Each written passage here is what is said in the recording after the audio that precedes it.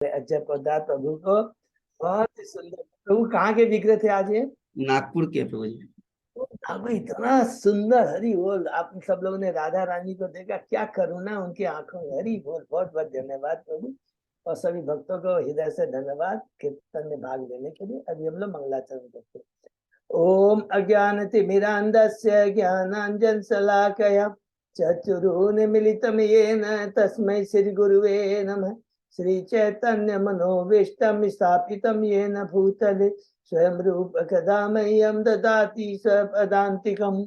वन्देऽहं श्रीगुरु श्रीयुतपदकमलं श्रीगुरु वैष्णवांश्च श्रीरूपं साग्रजातं सहगणा रघुनाथं वितं तं सजीवं स्वाद्वैतं सावभूतं परिजं सहितं कृष्ण चैतन्य देवं श्री राधा कृष्ण पादान सहगना ललिता श्री विशाखावितांत च। नमः ओम विष्णु पादाय कृष्ण प्रेष्ठाय भूतले श्रीमते भक्ति वेदांत स्वामिन इति नामनि। नमस्ते सारस्वती देवे गौरवाणी प्रचारिणे निर्विशेष शून्यवादी पाश्चात्य देशधारिणे। वाञ्छा कल्पतरुभ्यश्च कृपा सिन्धुभ्येव च पतितानां पावनेभ्यो वैष्णवेभ्यो नमो नमः। नमो महावदान्याय कृष्ण प्रेम प्रदायते कृष्णाय कृष्ण चैतन्य नामने गौरद्विषे नमः। हे कृष्ण करुणा सिंधु दीनबंधु जगतपदे गोपेश गोपिका कांत राधा कांत नमस्तुते। तप्त कांचन गौरांगी राधे वृंदावनेश्वरी विषभानुसुते देवी प्रणमामि हरिप्रिये। नीलांचल निवासाय नित्याय परमात्मने बलभद्र सुभद्रायां जगन्नाथाय ते नमः। जय श्री कृष्ण चैतन्य प्रभु नित्यानंद श्री अद्वैत गदाधर श्रीवासादि गौर भक्तवृंद। मुखं करोति वाचालं पंगु लंघेतुं यत्कृपातमहं वन्दे श्री गुरुमदीनतारिणं। परमानंद माधवम श्री चैतन्येश्वरम। हरे कृष्ण कृष्ण कृष्ण हरे हरे, हरे राम राम राम हरे हरे। श्री श्री मंगलाचरण की जय, शिला प्रभुपाद की जय। हरे कृष्णा। आज के इस भागवतम चर्चा में सभी भक्तों का हार्दिक अभिनंदन, स्वागत है। सभी भक्तों के चरणों में मेरा दंडवत प्रणाम है। हम बड़े भाग्यशाली है, हमारे ऊपर राधा गोविंद गुरु आचार्य साधु की असीम कृपा है कि सब भक्त लोग मिल करके श्रीमद् भागवतम की चर्चा कर पा रहे हैं। अभी हम लोग कल से हम लोगों ने कैंटे 4 का 23वां अध्याय शुरू किया। शीर्षक है महाराज पृथु का भगवत धाम गमन। बहुत ही सुंदर है। और उसके पहले हम लोगों ने जो 22 अध्याय में जो कुछ भी पढ़ा उसको बहुत संक्षेप में हम दोहराते हैं। पहला अध्याय है स्वयंभू मनु की पुत्रियों आकुति प्रसुदेवती के बारे में हमने पढ़ा। दूसरे अध्याय में है शीर्षक है दक्ष द्वारा शिव को शाप, कि किस प्रकार दक्ष शिव को अपमानित करते हैं यज्ञशाला में। तीसरा है माता सती एवं शिव का संवाद, जिसमें शिव माता सती को मना करते हैं कि दक्ष उसके पिता द्वारा आयोजित बृहस्पति यज्ञ में जाने के।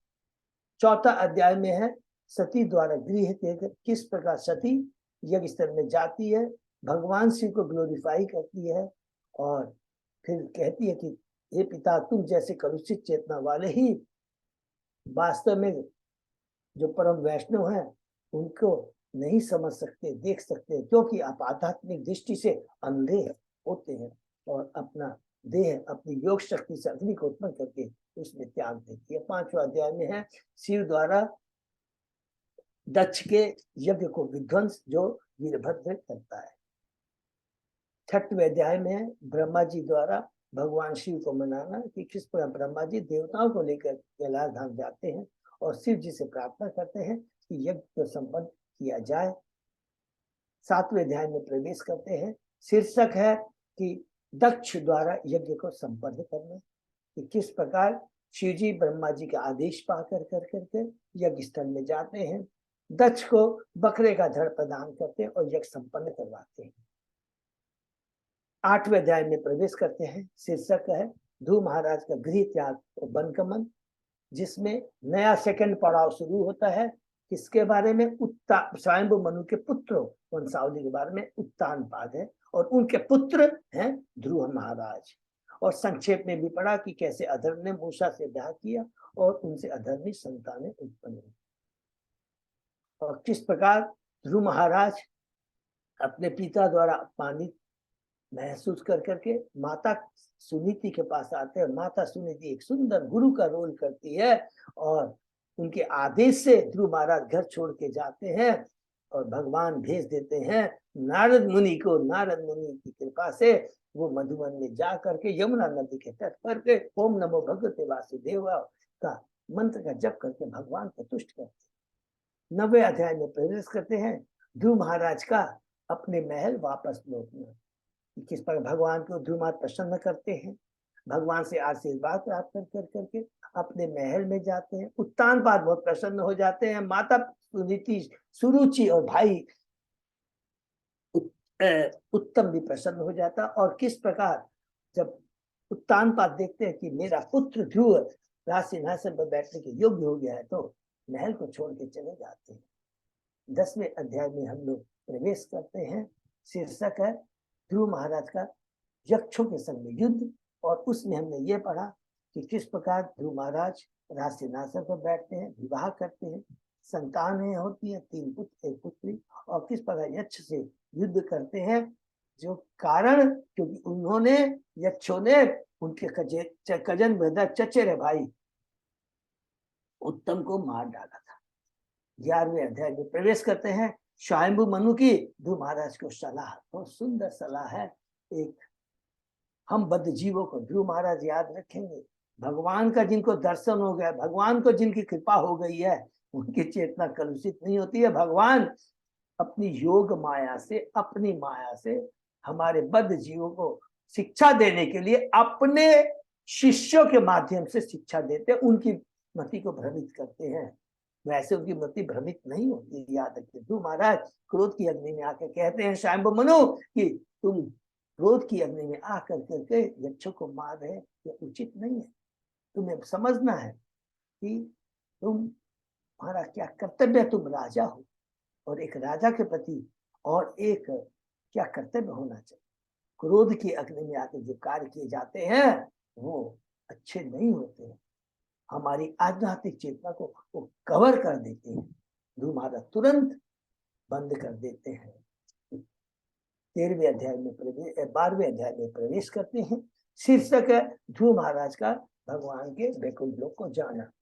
किस प्रकार, बहुत सुंदर अध्याय। ध्रुव महाराज स्वयंभू मनु से आशीर्वाद प्राप्त करके उनके आदेश को मान करके कुबेर जी से आशीर्वाद प्राप्त करके कि उनकी भगवान के चरण अखंड श्रद्धा स्मृति बनी रहे, राजमहल में लौटते हैं, प्रजा का शासन करते हैं, वैदिक शास्त्रों के अनुसार, भगवान के आदेश के अनुसार, और भगवान के साथ ही साथ भक्ति करते हुए, अपने प्रजा को भक्ति में संलग्न करते हुए वो बाद में चले जाते बद्रिकाश्रम, और वहां की भक्ति करके भगवान के वैकुंठ को चले जाते। दूसरा पड़ाव खत्म होता है, तीसरा पड़ाव में आते हैं। शीर्षक है ध्रुव महाराज के वंशावली का वर्णन, जिसमें हमने किसके बारे में पढ़ा, अंग महाराज के बारे। उनका पुत्र जो वत्सर है, उनकी वंशावली में अंग महाराज आते हैं, और अंग महाराज का पुत्र होता है बैन। 14वें अध्याय में हम लोग किस प्रकार वो भी पढ़ा कि अंग महाराज किस प्रकार महल को छोड़ के चले जाते हैं, बैन के व्यवहार को देख करके, उसकी कलुषित चेतना को देख कर।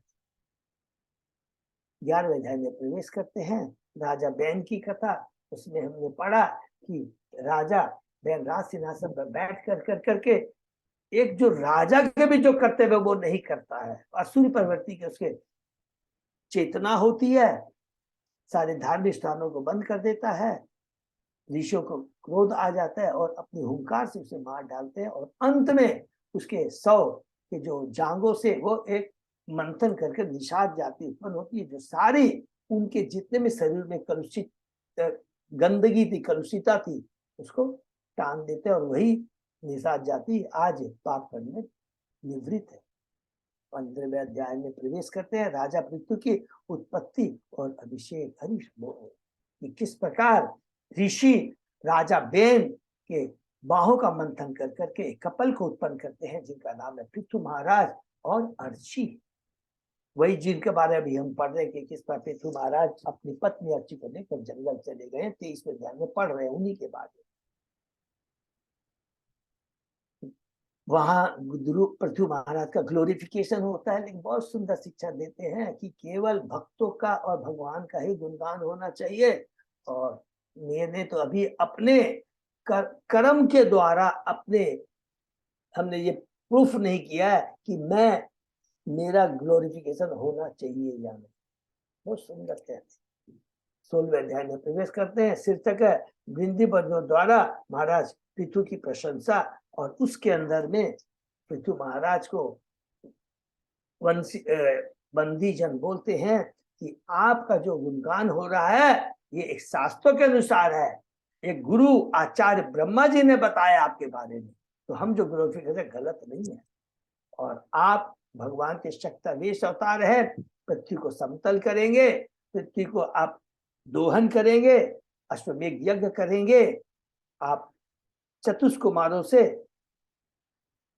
एक जो न सनत कुमार से भेंट करेगा और उनसे उपदेश प्राप्त करेगा, और अंत में आप प्रजा को 3 तापों से मुक्त कर देंगे।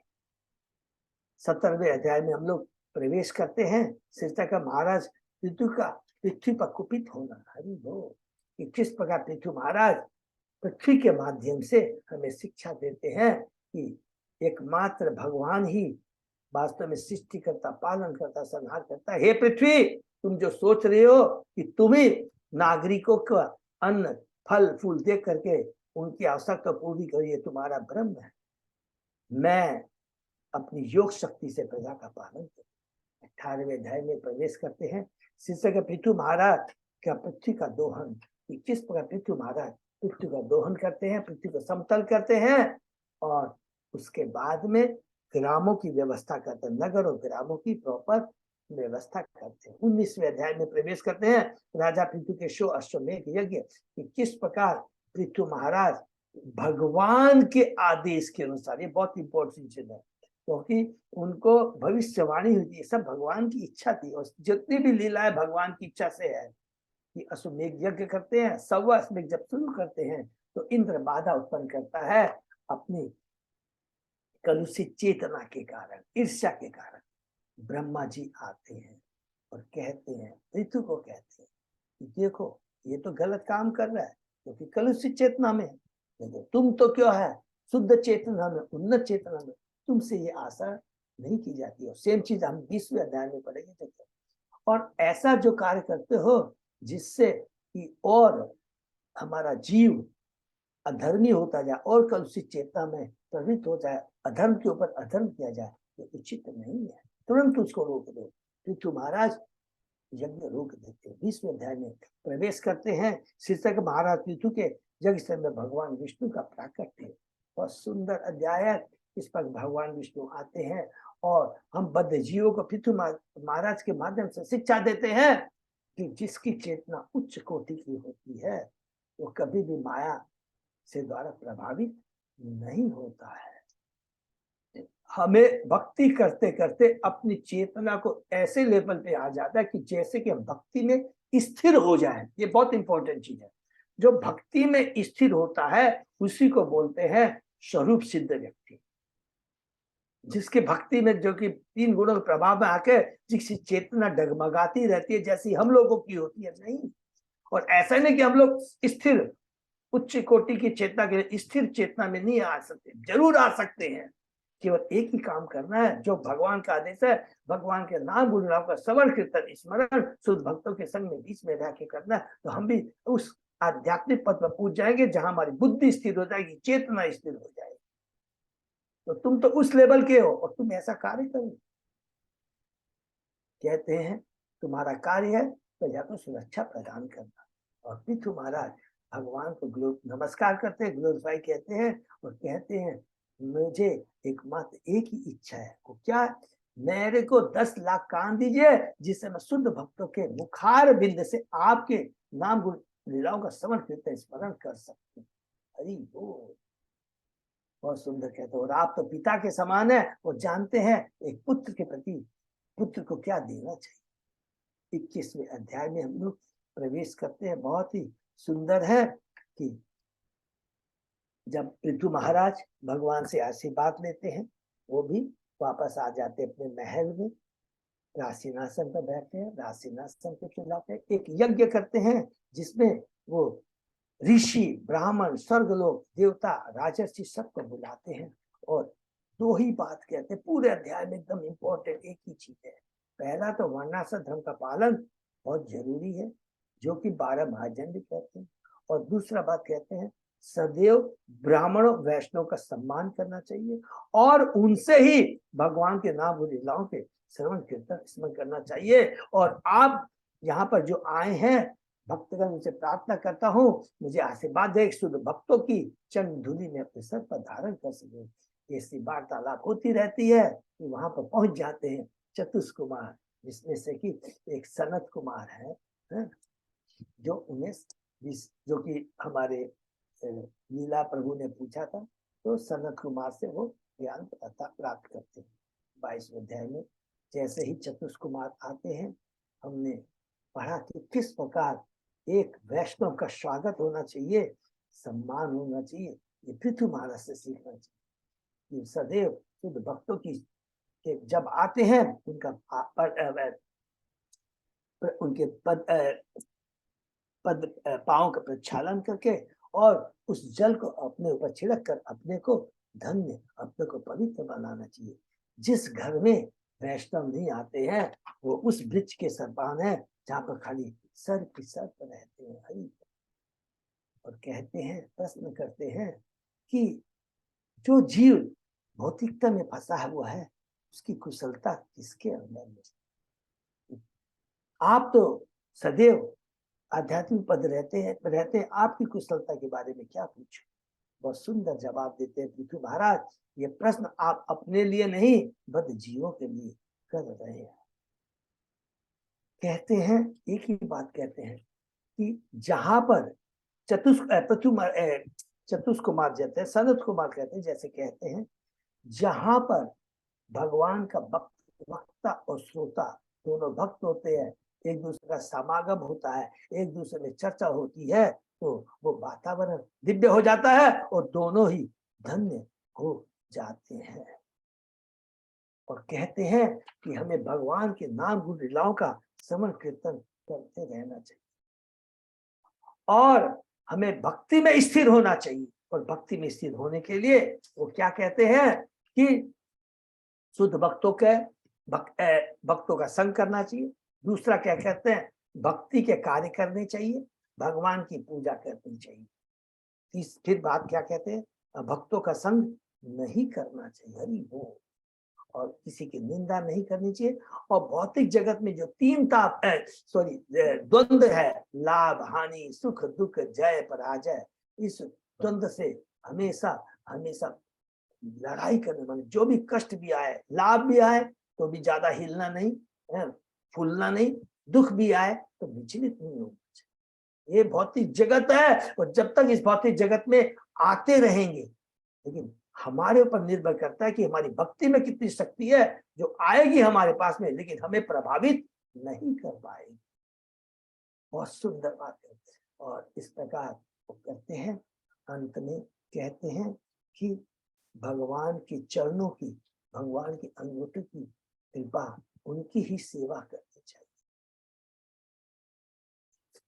इस प्रकार कहने के बाद में कहते हैं चतुष कुमार बहुत प्रसन्न हो जाते हैं, आकाश मार्ग से चले जाते हैं। मैत्रेय मुनि विदुर जी से फिर बताते हैं, बहुत सुंदर बात कहते हैं कि पृथु महाराज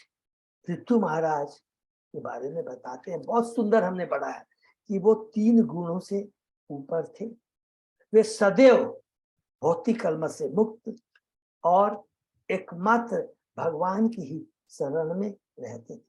वो एक राजा नहीं, वो राजर्षि थे। और कहते हैं कि उनके जो कार्य होते थे, पृथु महाराज के जो कार्य थे वो साधारण नहीं थे, क्योंकि जो शुद्ध भक्त के जो कार्य होते हैं वो भारी दृष्टि से साधारण दिखते हैं लेकिन वास्तव में साधारण नहीं थे। उन्होंने सब कुछ अपना भगवान को समर्पित कर दिया था और अपने भौतिक आश्चर्य, एकदम लास्ट में कहते हैं, अपने भौतिक ऐश्वर्य के प्रति उनकी कोई आसक्ति नहीं थी। उसके प्रति बिल्कुल प्रभावित नहीं हुए। वो सूर्य के समान थे कि जिस प्रकार सूर्य क्या होता है, जितनी भी जो कुछ भी करता है, पृथ्वी की जो भी गंदगी रहती है वो सबको सफा करता है, लेकिन खुद उससे प्रभावित नहीं होता। तो महाराज ने रहते गृहस्थ आश्रम में रहते हुए उन्होंने अपनी पत्नी से 5 संतानें उत्पन्न की और अंत में कहते हैं कि संतान को उत्पन्न करने का उद्देश्य है कृष्ण भावना संतान देना। सारे कृष्ण भावना भावी संतान थी, इसको याद रखें। और अंत में यह अध्याय समाप्त होता है ये कह करके कि पृथु महाराज की महिमा रामचंद्र भगवान की महिमा के समान मधुर थी। हरि बोल।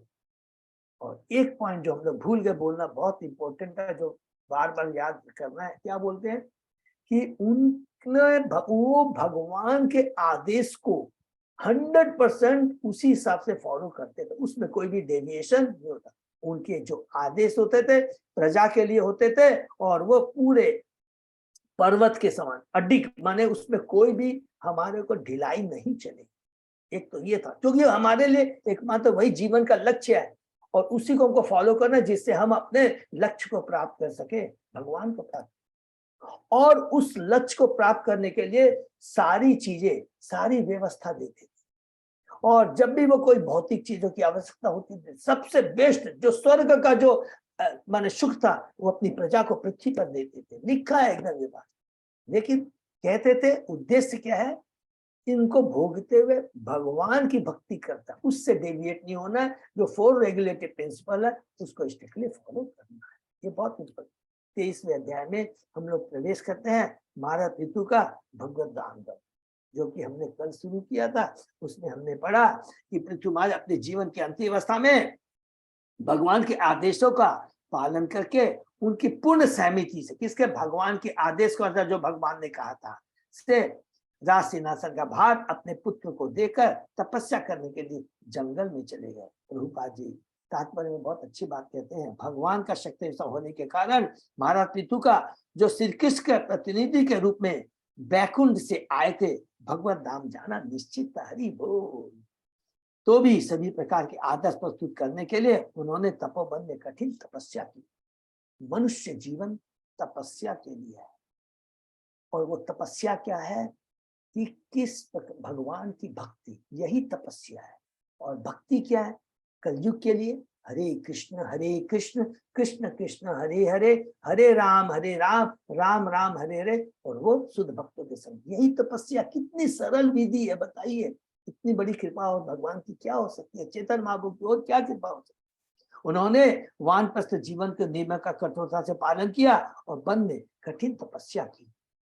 तपोवन में महारपितु कभी वृक्षों के तने को खाते और अंत में वायु ग्रहण करके उसी पर निर्भर रहते थे। यहाँ प्रभुपाद जी बहुत बढ़िया बात कहते हैं, जो कि किसी भक्तों का हमारा जो भी प्रश्न है कंफ्यूजन नहीं हो जाए। ये जो सारी बातें कहते हैं प्रभुपाद जी कि मैंने जो कुछ कहा है समय काल देश पात्र के अनुसार कहा है। कृष्ण भावनाती आंदोलन मनुष्य को भगवान के मंदिर में रहने का सुअवसर प्रदान करता है इस कलयुग में, जो बैकुंठ के ही समान होता है। अतः कृष्ण भक्त को जंगल में जाने की जरूरत नहीं है, क्योंकि मंदिर का वास जंगल वास से बढ़कर होता है। हरि बोल।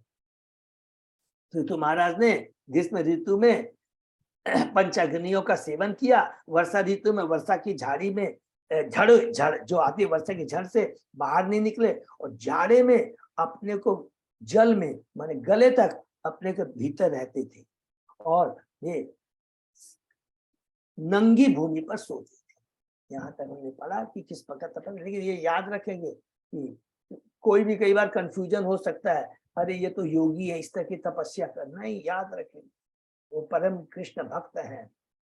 और जो भी आप देखेंगे एक बहुत इंपॉर्टेंट याद करके रखेंगे, किसी भी आपने राजर्षि को देखा है उनका जीवन कैसे होता था। एक मिनट, पिता राजा अपने पुत्र को जंगल में भेजता था, ब्रह्मचर्य जीवन को कैसे पालन करना चाहिए, उसमें कितने कष्ट होते हैं। सुबह उठना है, नहाना है, धोना है, गुरु से आशीर्वाद लेना है, ज्ञान प्राप्त करना है, जंगल में लकड़ी काटने के लिए जाना है, आना है, गुरु की सेवा करना है और बहुत साधारण सुख सुविधाओं से जीना है। वो सीखते हैं, क्योंकि बाद में उनको राज सिंहासन पे आना है, बैठना है, तो उनको उसके प्रति आसक्ति ना हो, नंबर। और जो ज्ञान प्राप्त करते थे गुरु से, उसी ज्ञान को प्राप्त करके गृहस्थ जीवन में रहते थे और उसके बाद वानप्रस्थ का जीवन। तुरंत एक समय आने के बाद गृह को छोड़ के चले जाते थे। अब किसी को भी देख लीजिए राजर्षि को, जो हम लोग बार बार ही करते हैं, तो वही चीज वो ये कर रहे हैं। तो यहाँ तक हमने पढ़ा, उसके आगे आज हम ऋतु महाराज के बारे में पढ़ते हैं। ओम नमो भगवते वासुदेवाय, ओम नमो भगवते वासुदेवाय, ओम नमो भगवते वासुदेवाय। नारायण नमस्कृत्य नरं चैव नरोत्तमं देवी सरस्वती व्यासं ततो जयम् उदीरये। नष्टप्रायेषु अभद्रेषु नित्यं भागवत सेवया, भगवती उत्तम श्लोके भक्ति भवति नैष्ठिकी।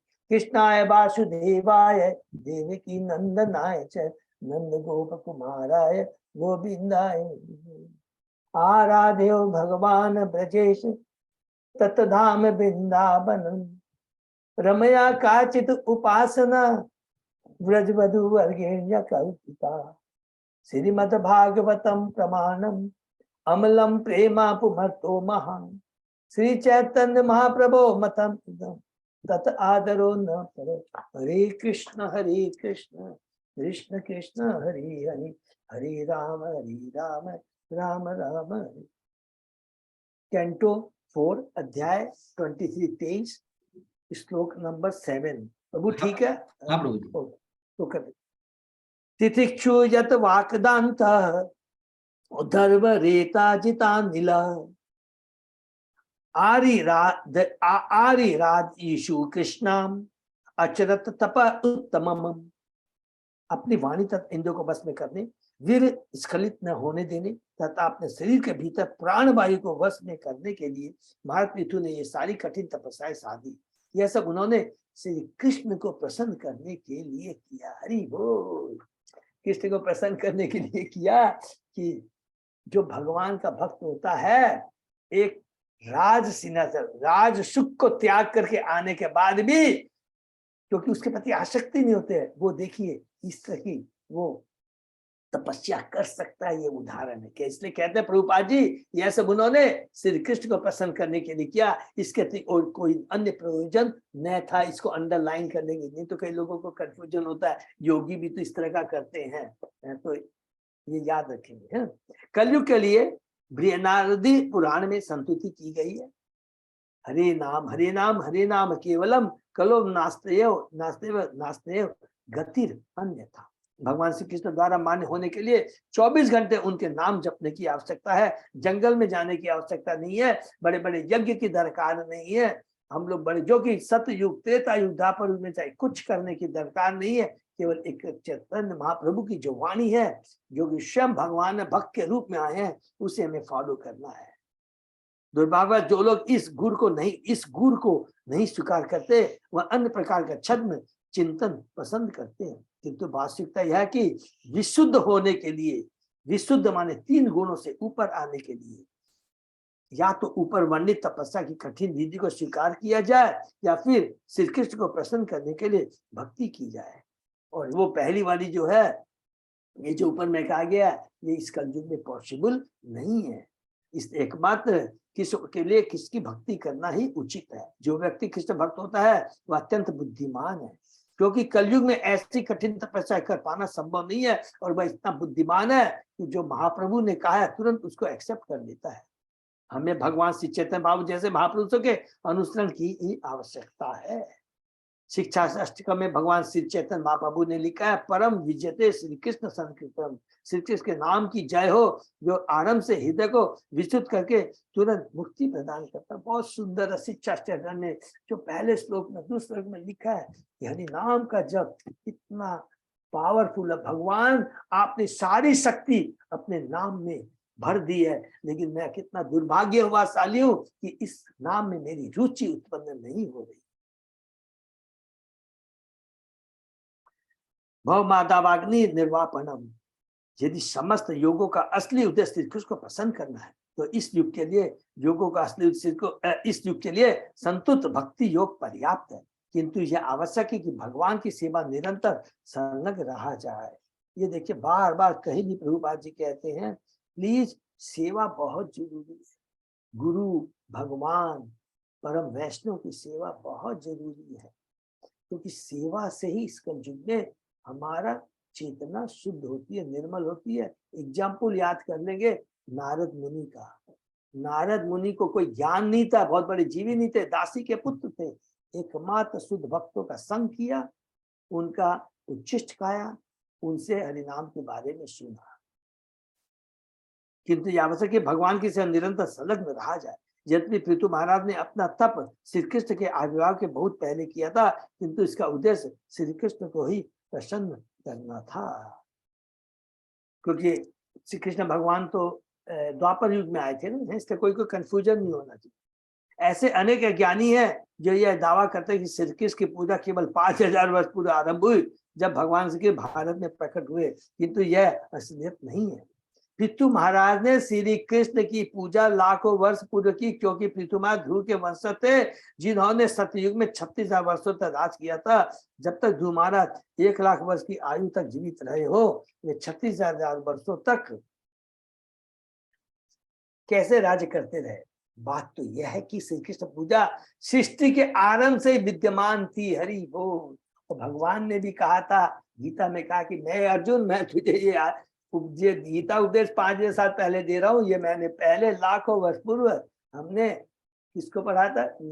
सबको बने हमने पहले ही दे चुके हैं। तो इसलिए किसी को कंफ्यूजन नहीं होना चाहिए। कृष्ण पूजा सृष्टि के आरंभ से विद्यमान थी और सतयुग, त्रेता, द्वापर युग होते कलयुग में चल रही है। जैसा कि भगवद्गीता में कहा, कृष्ण केवल ब्रह्मा के इसी कल्प में नहीं अपितु प्रत्येक कल्प में प्रकट होते हैं।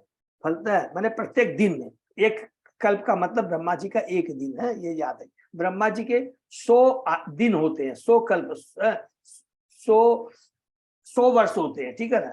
और एक वर्ष को एक कल्प बोलता है, और ब्रह्मा जी के एक कल्प में कृष्ण चैतन्य महाप्रभु एक बार आते हैं, ठीक है। फलतः कृष्ण की पूजा प्रत्येक कल्प में की जाती है। ऐसा नहीं है कि जब 5,000 पूर्व इस पृथ्वी पर शिखर प्रकट हुए तभी से यह पूजा चालू हुई। यह मूर्खतापूर्ण निष्कर्ष है, जिसकी पुष्टि वैदिक साहित्य में नहीं होती। इस श्लोक की द्वितीय पंक्ति आर्य राधेषु कृष्ण तपः उत्तमम भी महत्वपूर्ण है। कृष्ण पूजन के लिए महापुरुषों ने अनेक प्रकार की कठिन तपस्या, किंतु इस युग में श्री कृष्ण विशेष रूप से दयालु है कि वे अपने दिव्य धाम से उच्चारण से प्रकट हो जाए, दिव्य नाम के उच्चारण से ही प्रकट हो जाते हैं। जैसा कि नारद पंचरात्र में कहा गया, आराधितो यदि हरिस्तपसा ततः किम, यदि कृष्ण की पूजा की जाए, यदि उन्नति के लक्ष्य वे ही है, तो अनेक प्रकार की कठोरता करने की आवश्यकता नहीं है, क्योंकि लक्ष्य तो पहले प्राप्त हो चुका है। यदि सभी प्रकार की तपस्या करके कोई श्री कृष्ण को नहीं प्राप्त कर पाता, तो उसकी सारी तपस्या व्यर्थ रहती है। इसको अंडरलाइन कर लेंगे, सबको मालूम है, फिर भी याद कर लेंगे। जो ज्ञानी भक्त हैं, वो भी ज्ञानी योगी तभी भगवान के धाम जा सकते हैं, कितनी तपस्या, जब तक वो भगवान की भक्ति से नहीं जुड़ते, अन्यथा कहाँ जाएंगे?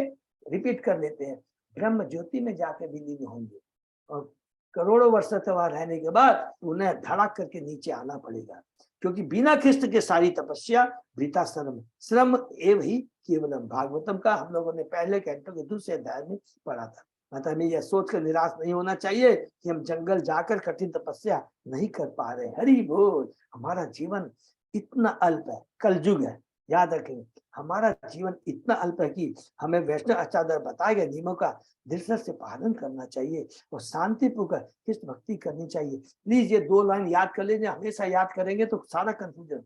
आयु बहुत कम है, कलयुग है, चारों तरफ अशांति है, कुछ नहीं करना है। आचार्यों ने जो कह दिया है, चैतन्य महाप्रभु ने जो कह दिया है, जस्ट उसको पालन कीजिए और वही बुद्धिमान व्यक्ति। इसके पहले हमने पढ़ा था, और वही सबसे बुद्धिमान आदमी है। करना चाहिए। हताश होने की कोई आवश्यकता नहीं है। नरोत्तम दास ठाकुर का तो कहना है, आनंदे बोली हरि भज वृंदावन, श्री गुरु वैष्णव पदे मजाइया मन। हरि बोल। दिव्य आनंद जीवन के लिए हरे कृष्ण मंत्र का जप करो, पवित्र स्थान वृंदावन जाकर पूजा करो, तो सदैव भगवान गुरु तथा वैष्णव की सेवा करो। अतः यह कृष्ण भक्त आंदोलन अत्यंत सरल एवं निरापद है। कितनी बढ़िया बात है। 5 चीज फिर से रिपीट कर देंगे। क्या है? जो रूप गोस्वामी ने कहा है, भक्ति के 64 अंग में 5 प्रमुख है, और ये सेम चीज चैतन्य महाप्रभु ने रूप गोस्वामी को बताया था। ये याद रखिए, हम लोग पढ़ेंगे। क्या है? हरिनाम संकीर्तन, शुद्ध वैष्णव का संग, भागवतम श्रवण, यात्रा, धाम की यात्रा करना, और विग्रहों की सेवा करना, बस। और जो हम 5 चीज प्रभुपाद जी ने बहुत सिस्टमेटिक ढंग से बताया और हम लोग कर रहे हैं। हमें केवल भगवान के आदेश का पालन तो उनकी शरण ग्रहण करना होता है। ये भी लाइन को नोट करिए, हमें केवल भगवान के आदेशों का पालन, उनकी शरण ग्रहण करना पड़ता। और ये आदेश स्वयं चैतन्य महाप्रभु ने रूप गोस्वामी के माध्यम से, पहले तो खुद रूप गोस्वामी को बताया, फिर रूप गोस्वामी ने हमें बताया है। तो उनके आदेशों का पालन करना है। गुरु आचार्यों के आदेश भगवान के ही आदेश होते हैं। इससे हमें गुरु के आदेश का पालन करना होता है, कृष्ण भावना का उपदेश देना होता है, और वैष्णव के पथ का अनुसरण करना होता है। गुरु के आदेशों का पालन करने तथा हरे के मंत्र का जप करने से सब कुछ ठीक हो जाएगा। हरि बोल। तेन क्रमानुसिद्धेन ध्वस्त कर्म मलाशय प्राणायामे सन्निरुद्ध षड वर्ग छिन्न बंधन। इस प्रकार कठिन तपस्या करने से महाराज पितु क्रमशः आध्यात्मिक जीवन में स्थिर और सकाम कर्म की समस्त इच्छाओं से पूर्णता मुक्त हो गए। उन्होंने मन तथा इंद्रियों को बस में करने के लिए प्राणायाम योग का भी अभ्यास किया, जिससे वे सकाम कर्म की समस्त इच्छाओं से पूर्णता मुक्त हो गए। इस श्लोक में प्राणायाम में सब अत्यंत महत्वपूर्ण है, क्योंकि हठ योगी तथा अष्टांग योगी प्राणायाम का अभ्यास करते हैं, किंतु सामान्यतः वे इसके उद्देश्य को नहीं जानते। प्राणायाम का उद्देश्य मन तथा इंद्रियों को सकाम कर्म की और पवित्र करने से रोकना है। पाश्चात्य देशों में जो तथाकथित प्राणायाम योग करते हैं, उन्हें इसका रंच मात्र भी ज्ञान नहीं होता। प्राणायाम का उद्देश्य शरीर को बलवान तथा कठोर श्रम के लिए अनुकूल बनाना नहीं है, नहीं है, नहीं है। वो तो क्या हो गया, फिजिकल एक्सरसाइज हो गया। लेकिन यहाँ पर जो बनाया गया, योगी की पत्ती बताया गया, यम नियम आसन प्राणायाम प्रत्याहार साधना और समाधि, ये सब जो बताया गया है, ये केवल अपने इंद्रियों को बस में करने का उद्देश्य है। और इंद्रियों को बस में करने का उद्देश्य क्या है? हमको भक्ति करना है, ये ध्यान है। ऐसा नहीं कि करके अष्ट सिद्धि प्राप्त करनी है। इसका उद्देश्य तो श्री कृष्ण की पूजा करना। हरि बोल। पिछले श्लोक में इसका विशेष रूप से लेकर कि पृथु महाराज जो भी तप प्राणायाम तथा योग करते थे, उसका उद्देश्य श्री कृष्ण का पूजन करना था। अतः योगियों के लिए भी पृथु महाराज एक उत्तम उदाहरण का काम कर सकते हैं। जो भी उन्होंने किया, यह श्री भगवान कृष्ण को प्रसन्न करने के लिए किया था। ये हम तो जो योगी हैं उनको ये चीज हम बता सकते हैं। बहुत सुंदर यहाँ पर प्रभुपाद जी ने तात्पर्य के माध्यम से क्लियर कर दिया है। जो सकाम कर्म में व्यस्त रहते हैं, उनके मन सदैव अपवित्र इच्छाओं से पूर्ण रहते हैं। सकाम कर्म द्वारा हम अपनी दूषित इच्छाओं को प्रकृति पर विजय प्राप्त करने के लिए प्रकट करते हैं।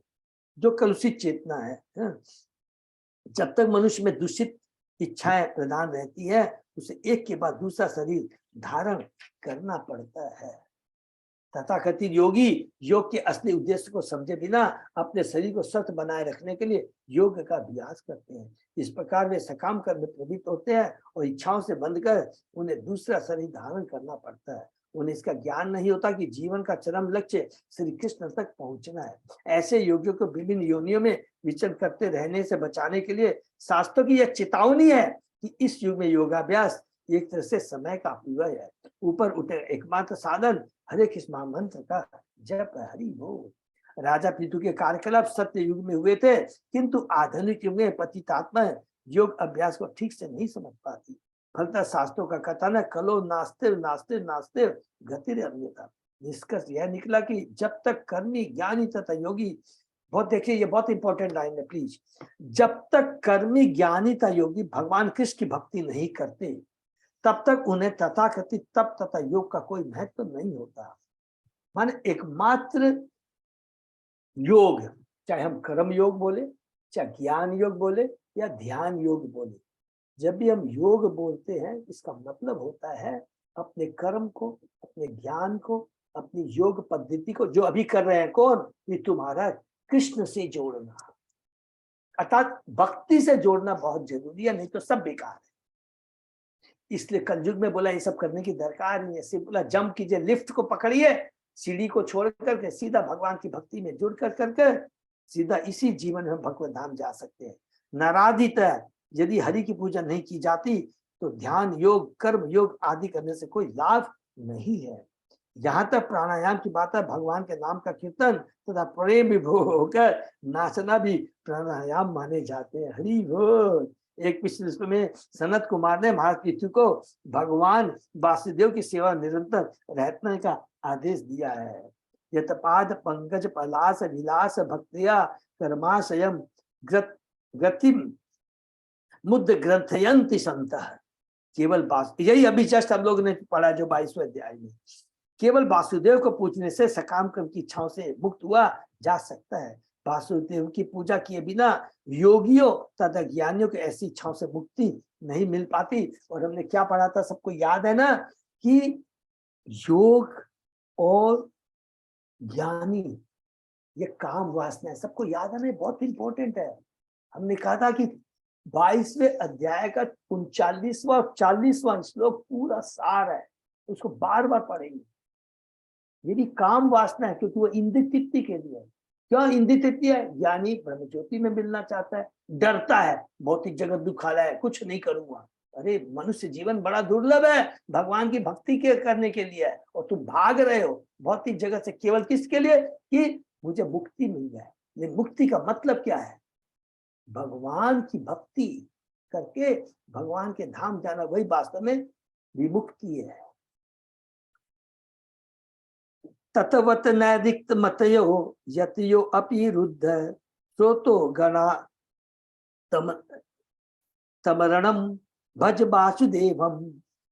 माने पूरा ये 4 लाइन का ही श्लोक है, एक ही श्लोक। यहाँ पर प्राणायाम का कोई अन्य उद्देश्य नहीं है, वास्तविक उद्देश्य तो मन तथा इंद्रियों को सुदृढ़ करना है, जिससे उन्हें भक्ति की ओर प्रवृत्त किया जा सके।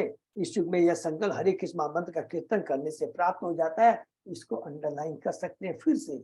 ये जो हम प्लानिंग है, जो लक्ष्य है, इसको हमको यम नियम आसन प्राणायाम सब करने की दरकार, एकमात्र हरे कृष्ण महामंत्र का कीर्तन करने से ये चीज प्राप्त हो जाती है।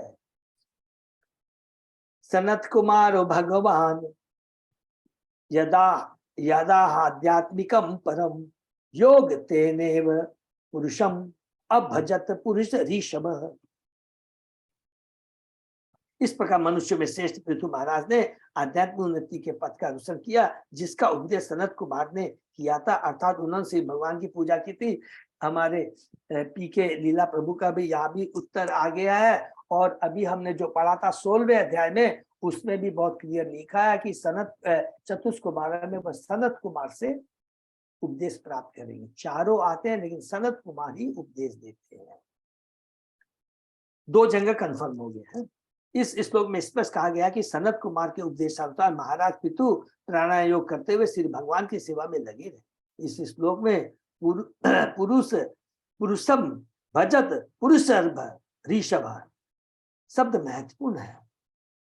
पुरुषम अभजत पुरुष ऋषभ है, ठीक है ना। पुरुषर्भ महाराज पितु के लिए आया है। जो पुरुषर्भ माने पुरुषों में श्रेष्ठ, जो मनुष्यों में श्रेष्ठ थे, और पुरुषम श्री भगवान के लिए आया है। निष्कर्ष यह निकलता है कि जो पुरुषों में श्रेष्ठ होता है वो परम पुरुष की सेवा करता है। हरि बोल। पहला पुरुष शब्द पूजनी के लिए तथा दूसरा पुरुष शब्द पूजक के लिए आया। हरि बोल। जब पूजा करने वाला पुरुष अर्थात जीवात्मा अपने को परम पुरुष से एकाकार मानता है तो वह मोहित होकर अविद्या के अंधार में गिर जाता है। जैसा कि भगवान कृष्ण ने भगवद गीता में कहा है, युद्ध एकत्र सभी प्राणी तथा कृष्ण भी स्वयं भूतकाल में भी व्यक्तियों के रूप में थे और भविष्य में भी रहेंगे। फलतः दोनों पुरुष जीवात्मा तथा परमात्मा कभी भी अपनी सत्ता नहीं खोते। ममे वांसे जीव लोके जीव भूत सनात अजो अपनी संज्ञाता भूता नामेश्वर अपिशन। एक तो और ये जो है कि दूसरा 15वें अध्याय का 7वां श्लोक में है, ममे वांसे जीव लोके जीव भूत समाता है कि जीव की कभी अपनी हमेशा सत्ता बनी रहती है, वो एकाकार नहीं होता। एकाकार किसमें होता है? यदि हमसे कोई पूछा जाए, हम क्या बोलेंगे? चेतना में, चिंतन में। भगवान के आदेश और भगवान जो भक्त के जो आदेश है, भगवान सॉरी उद्देश्य, लक्ष्य जो है क्या रहता है कि भगवान की प्राप्ति करना। और भगवान भी क्या चाहता है? मेरा भक्त मेरे पास में आए, बस वो उसमें एकाकार है। ऐसा नहीं कि हम एक जीव दूसरे में जाकर के विलय हो जाए, नहीं, भगवान में विलय हो जाए, नहीं। इसलिए कहते हैं फलता दोनों पुरुष जीवात्मा परमात्मा कभी भी अपनी सत्ता नहीं खोते। इसके लिए पूरी गीता के अंदर में एक श्लोक को बस नोट कर लेंगे, ममे वांसे जीव लोके जीव भूत सनातन। वास्तव में जो स्वरूप सिद्ध है वह इस जन्म में तथा अगले जन्मों में सिर्फ भगवान की सेवा में लगा रहता है। भक्तों के लिए वास्तव में इस जीवन अगले जीवन में कोई अंतर नहीं रहता। हरि बोल। इस जीवन नवदीक्षित भक्त को भगवान की सेवा करने का प्रशिक्षण दिया जाता है, बहुत सुंदर है। और अगले जीवन में वह बैकुंठ लोक में भगवान के निकट पहुंच जाता है। हरि बोल। और वैसे ही सेवा करता रहता है। वहां जाने के बाद ऐसा नहीं है कि बैठा रहे, वही चीज जो भौतिक जगत में करता है, अर्थात भगवान का भक्त कहीं भी रहता है, स्वर्ग में, नरक में, अताल पाताल, सूतल भूतल, कहीं भी रहता है, वो केवल भगवान की भक्ति करता है। और भगवान के धाम भी जाकर खाली भगवान की भक्ति ही करता रहता है। इससे भक्ति कभी रुकती नहीं है। नवदीक्षित भक्त के लिए भी भक्ति ब्रह्म भूयाय कल्पते मानी जाती है। भगवत भक्ति को कभी भी भौतिक कर्म नहीं माना जाता। ब्रह्मभूत पद से कर्म करने के कारण भक्त पहले ही मुक्त हो जाता है, अतः उसे ब्रह्मभूत अवस्था तक पहुंचने के किसी अन्य प्रकार के योग साधन की आवश्यकता नहीं रहती। यदि भक्त गुरु के आदेशों पर अटल रहता है, विधि विधानों का पालन करता है और हरे कृष्ण महामंत्र का जप करता है, तो यह समझना चाहिए कि उसने ब्रह्मभूत अवस्था पहले से प्राप्त कर ली है। जैसा कि भगवत गीता में पुष्टि की गई, माम च योग योग्य अभिचारेण भक्ति योगेन सेवते स समतित एतान ब्रह्म भूयाय कल्पते। जो पूर्ण भक्ति में रत और सभी परिस्थितियों में अचूक बना रहता है, तो प्रकृति के गुणों को तुरंत पार कर देता है और ब्रह्म के पद को प्राप्त होता है। भगवत धर्मिण साधु सद्या यततः सदा भक्ति भगवती ब्रह्मणि अनन्य विषया अभवतः। इस प्रकार महाराज पितु 24 घंटे कठोरता से विधि विधानों का पालन करते हुए पूर्णता भक्ति में लग गए।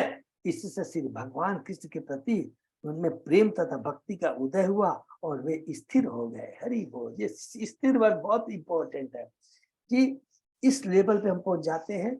अर्थात हमने पढ़ा था, याद कर लेंगे, 3 गुणों से ऊपर, और उसका जो शरीर होता है वो भौतिक नहीं रहता है। वो नारियल वाला एग्जांपल खाली याद है, वो टोटली डिटैच्ड हो जाता है और पूर्णतया वो आत्म आध्यात्मिक पद पर स्थिर हो जाता है। जितने भी तूफान आते हैं भौतिक जगत के, जो भी उतार चढ़ाव आते हैं, उससे एकदम वो क्या रहता है, उसको कोई भी जरा सा विचलित नहीं कर सकते हैं। ये बात तो वही है, उसी को कहते हैं स्वरूप सिद्ध, जो भक्ति में स्थिर है। भगवत धर्म ने सब बताता है कि महाराज पितु जिस धार्मिक विधि का पालन कर रहे थे वह कृत्रिमता से दूर थी। जैसा कि श्रीमद् भागवत के प्रारंभ में कहा गया है, धर्म प्रोजित कहते वो अत्र, जो धार्मिक नहीं वो केवल कृत्रिम है, वे ठगने के अतिरिक्त और कुछ नहीं है। तो बहुत इंपॉर्टेंट है, जो कि हम लोग ने भागवतम का ये श्लोक आरंभ किया था पहला, है, जो कि कैंटो 1 का पहला अध्याय का पहला। कितना सुंदर है, सबको याद है ना कि स्टार्टिंग होती है भागवतम ने किसको रिजेक्ट किया? धर्म अर्थ काम मोक्ष को सीधा रिजेक्ट कर दिया, क्योंकि वो हम लोग इंद्र तृप्ति के लिए धर्म, कौन सा धर्म कर रहे हैं, और इसकी पूजा करनी है तो ये ऐसा मिलेगा, इसकी पूजा ये करने है तो ये करेगा, और पूजा करने से क्या फिर अर्थ मिलेगा, अर्थ मिलेगा क्या, उसको भोगेंगे, भोगने के बाद में जब उब जाते हैं तो मोक्ष की प्राप्ति करेंगे। मोक्ष के लिए सोचेंगे नहीं, कौन सा मोक्ष है? जो ज्ञानी ये सब सोचते नहीं, इसको रिजेक्ट कर दो। परम धर्म के बारे में सोचना है। ये परम धर्म और ये धर्म में अंतर है। परम धर्म क्या है? कृष्ण की सेवा करना, कृष्ण की भक्ति करना। यही परम कर्म है, ये परम धर्म है, यही परम ज्ञान है।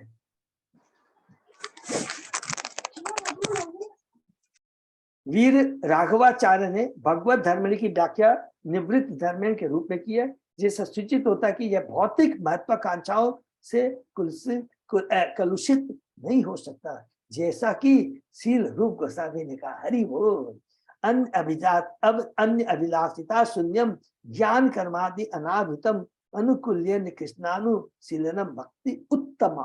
भक्ति उत्तमा, जब कोई भौतिक इच्छाओं से प्रेरित नहीं होता, पहला कर्म की विधियों से दूषित नहीं होता और अच्छी तरह भगवान की उपयुक्त सेवा में लगा रहता है, तो उसकी सेवा भगवत धर्म परम या शुद्ध भक्ति कहलाती है।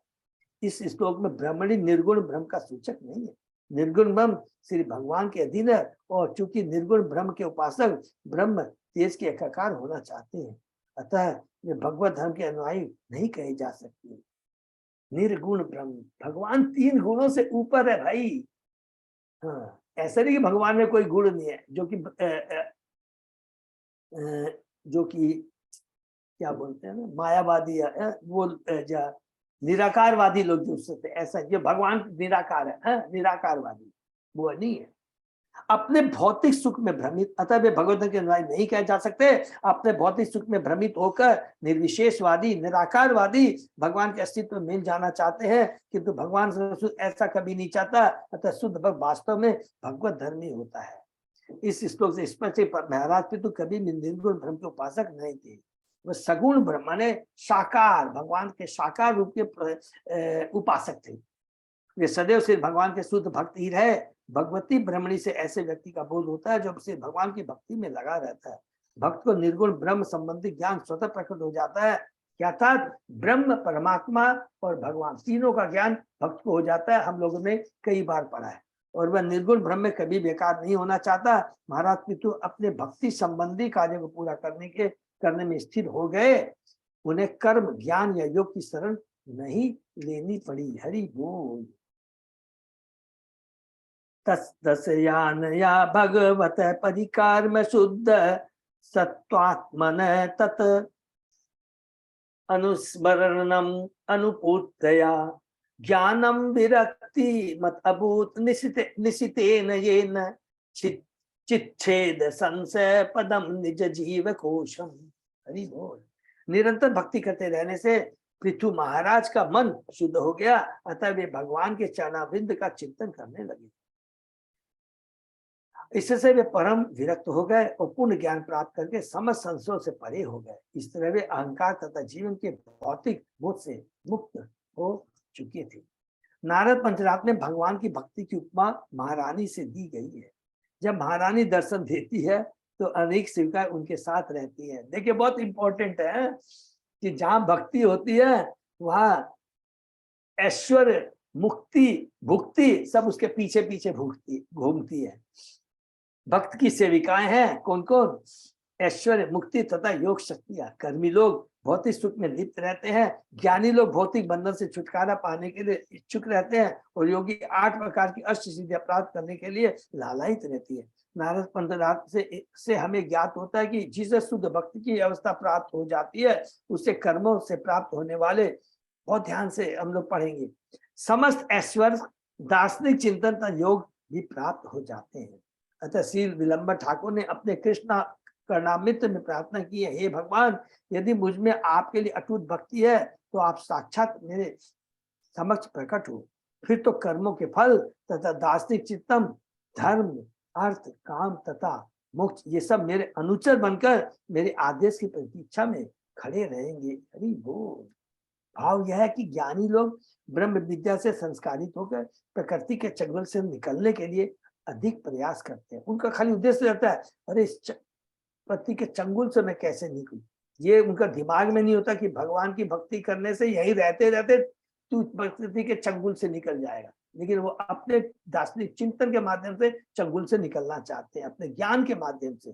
किंतु भक्त ही ऐसा है जो अपनी भक्ति के बल पर स्वतः अपने भौतिक शरीर से विरक्त हो जाता है।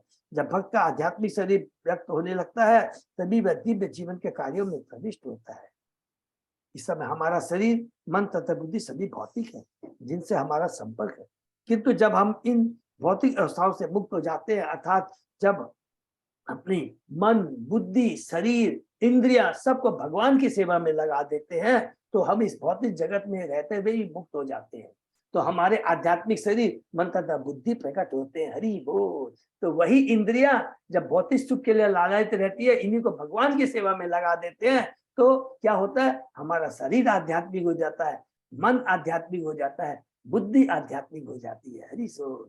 उस आध्यात्म अवस्था में भक्त को कर ज्ञान तथा योग के सारे लाभ प्राप्त होते हैं। यद्यपि भक्त को किसी प्रकार का भौतिक ईश्वर नहीं चाहिए, किंतु वह स्वतः उससे समक्ष प्रकट होता है, उसे उसके लिए प्रयास नहीं करना पड़ता, और मिलता भी है तो उसके प्रति आसक्ति नहीं होती है, और करता क्या, वो भगवान की सेवा में लगाता है। अपनी भक्ति के कारण वह स्वतः ब्रह्मभूत हो जाता है, जैसा पहले कहा चुका है। इसकी पुष्टि भगवद गीता में की गई है।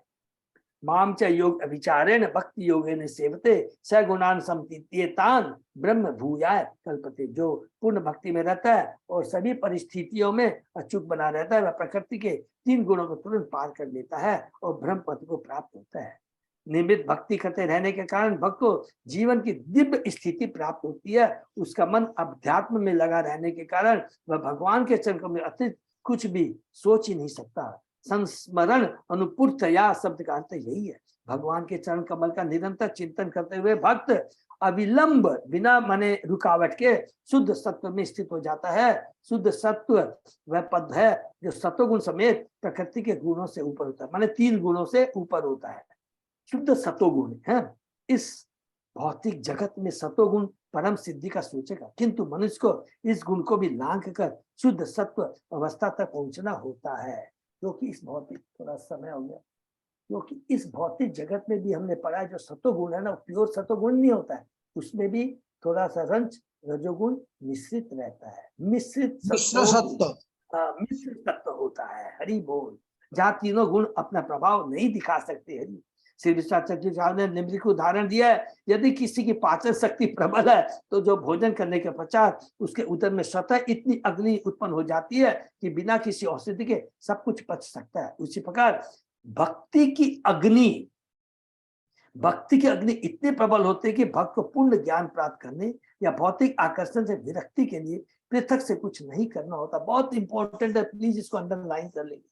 यानी ज्ञान के विषय में दीर्घ काल तक विचेतन करते रहने से विरक्त हो सकता है और अंत में ब्रह्मभूत अवस्था तक, माने ब्रह्मभूत ज्योति तक पहुंच सकता है। किंतु भक्त को यह सब झंझट नहीं करनी पड़ती। अपनी भक्ति के बल पर वह ब्रह्मभूत अवस्था को प्राप्त होता है। योगी तथा ज्ञानी अपनी स्वाभाविक स्थिति के संबंध में सदैव संशय ग्रस्त रहते हैं, इसलिए वे अपने को परमेश्वर से एक मानते। किंतु भक्त का परमेश्वर से संबंध निसंशय रूप से स्पष्ट रहता है कि मैं दास हूं और भगवान मेरे स्वामी है, और उसे तुरंत समझ में आ जाता है कि उसकी स्थिति दास की है। हरि बोल।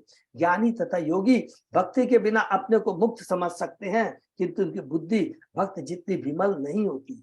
दूसरे शब्दों में ज्ञानी तथा योगी जब तक भक्तों की स्थिति को प्राप्त नहीं हो लेते तब तक मुक्त नहीं हो सकते। इसको अंडरलाइन कर लेंगे, क्योंकि बार बार पुनः इन भौतिक जगत में आना पड़ेगा, भले ब्रह्म ज्योति में कुछ दिनों तक रह जाए। श्री भगवान का कथन है, आरुह्य कृच्छेन परम पदम ततः पतंती अधो अनादित युष्मत अंग्रिय। ज्ञानी तथा योगी ब्रह्म साक्षात के पद पर उठ सकते हैं, किंतु भगवान के चरणारविंद के प्रति भक्ति के अभाव में वे पुनः भौतिक प्रकृति में आ गिरते, जो हम लोग बार बार अभी रिपीट कर रहे थे। अतः ज्ञान तथा योग की मुक्ति की असली विधि नहीं मान लेनी चाहिए। महाराज पितु ने भक्ति के द्वारा इस स्थिति को स्वतः लांघ लिया था। चूंकि वे भगवान के शक्तिशाली अवतार थे, अतः मुक्ति के लिए उन्हें कुछ नहीं करना पड़ा। वे पृथ्वी पर भगवान की इच्छा पूर्ति हेतु वैकुंठ लोक से आए थे। वे पृथ्वी पर भगवान की इच्छा पूर्ति हेतु, इसको अंडरलाइन कर लेंगे, वैकुंठ लोक से आए थे। प्रभुपाद जी भी भगवान की इच्छा पूर्ति इस भौतिक जगत में आए। फलतः उन्हें ज्ञान योग कर्म किए बिना ही भगवान के धाम को वापस जाना था। यद्यपि पृथु महाराज भगवान के शुद्ध भक्त थे, फिर भी उन्होंने लोगों को जीवन के कर्तव्यों को सही ढंग से संपन्न करने तथा भगवान के धाम वापस जाने का ज्ञान क्या विधि है सिखाने के लिए भक्ति की विधि स्वीकार की। हरे कृष्णा। बहुत ही इंपॉर्टेंट श्लोक था, फास्ट में गया लेकिन बहुत इंपॉर्टेंट है। इसमें एक ही चीज लिखा पूरा, अभी तक हम लोगों ने 7वें श्लोक से लेकर के ये पढ़ा कि प्रभुपाद जितने कृपालु हैं, ये हम लोगों को समझाने के लिए कि जो पृथु महाराज ने योगाभ्यास किया था, केवल ये दिखाने के लिए कि इस भौतिक जगत में कल युग में ये चीज दरकार नहीं। नंबर 1। नंबर 2, ज्ञान क्या प्रदान किया। अगर आप योगाभ्यास में भी जाते हैं, उसका उद्देश्य बहुत क्लियर होना चाहिए। क्या? कृष्ण भक्ति को ही ध्यान में रख के करना है, जो कि प्रैक्टिकली पॉसिबल नहीं है। अगर कोई कुछ करना भी चाहता है तो उसको भी अलर्ट कर दिया है कि ये जो तुम योगा यम नियम आसन प्राप्त है, ये जो कर रहे हैं, इसका उद्देश्य तुमको क्लियर होना चाहिए। क्या? कृष्ण से जुड़ना। तो बोले कृष्ण से कैसे जुड़ेंगे? अरे भाई, यम नियम आसन करेंगे तो मन बुद्धि एक जगह कंट्रोल होगी, और जब तक कंट्रोल नहीं होगी हम भगवान की भक्ति नहीं कर सकते। कोई बात नहीं है, लेकिन उद्देश्य ये नहीं होना चाहिए कि अष्ट सिद्धि प्राप्त करना। ज्ञानी को ये नहीं होना चाहिए कि मुझे भौतिक जगह से छुटकारा पाना है तो मेरा परम लक्ष्य प्राप्त कर लेना। नहीं, फिर नीचे आके गिरना पड़ेगा। क्यों? कि आत्मा सक्रिय है, आत्मा को आनंद चाहिए, और आत्मा को आनंद जब परमात्मा से जुड़ने से ही मिलता है, परमात्मा के नाम गुणगानों का संकीर्तन करने से मिलता है, अन्यथा उसे पूरे वापस आना पड़ेगा। बहुत साइंटिफिक आध्यात्मिक क्लैरिटी है एकदम। इसलिए हमको कुछ नहीं करना, एकमात्र चैतन्य महाप्रभु जी ने जो कहा है, हरे नाम हरे कृष्ण कृष्ण कृष्ण हरे हरे, हरे राम राम राम। तो यही चीज हम लोगों ने पढ़ा है। हरे कृष्ण। किसी का कोई प्रश्न है? बहुत बहुत धन्यवाद। हम लोग यहीं पर विराम देते हैं। अजय पोदार प्रभु, हाँ प्रभु जी। कोई भी कुछ है? नहीं प्रभु जी, ऐसा कुछ ऐसा कुछ नहीं। एक ही चीज है कि भी हम लोगों को रथ यात्रा की तैयारी करनी है। हरि बोल। समय बहुत कम है। देखिए हमारी 10 मीटिंगें होंगी अभी, तो सब लोगों को रथ यात्रा के लिए तो तैयार कर रहा है, तन मन धन से एकदम पूरा। क्योंकि इसमें बहुत ज्यादा श्रम की, भक्ति की और सेवा की दरकार है। तो इसको सबको मिलकर हमके करना है। ठीक है ना? हरे कृष्ण। तो यही पर विराम दीजिए। हरे कृष्ण प्रभु जी, धन्यवाद, प्रणाम। हरे कृष्ण। सही भक्तों का बहुत बहुत धन्यवाद। तो आज का सेशन ही विराम करते हैं, फिर कल सुबह 7 बजे। हरे कृष्णा प्रभु, दंडवत प्रणाम। हरे कृष्ण, धन्यवाद, प्रणाम।